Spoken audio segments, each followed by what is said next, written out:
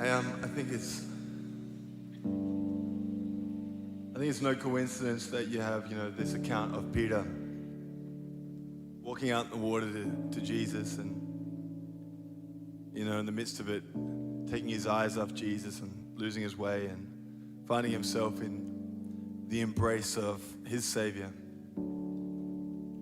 And then, a couple of short chapters later, you have this account in Matthew 16 where it says, when Jesus arrived in the villages of Caesarea Philippi, he asked his disciples a question. He said, what are people saying about who the Son of Man is?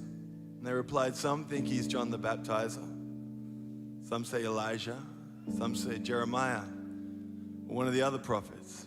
But then he pressed them. He said, how about you?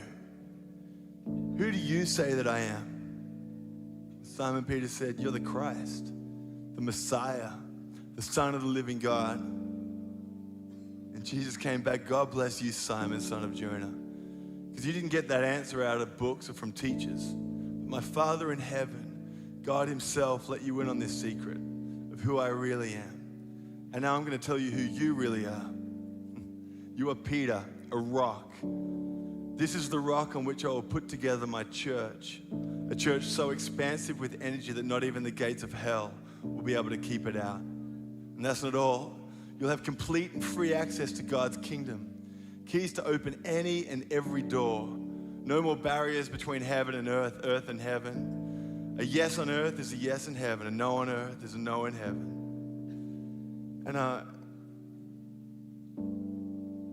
believe that God does want to take us deeper, and he wants us to be reminded of who he is. And it's easy in an environment like this. You can be in Bible college, you can have been in church forever, and you know a lot about God, and you know who God is for a lot of other people. And I believe that you wouldn't be here if it weren't for some revelation of Jesus. But I think sometimes we have to remind ourselves, who is Jesus to us? Who is Jesus to me personally?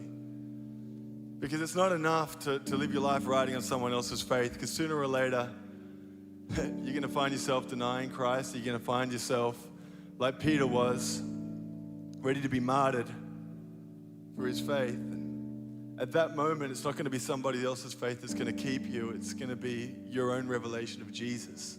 And I'd challenge every single person here to ask yourself that question. Jesus, who are you to me? Who do I say that you are?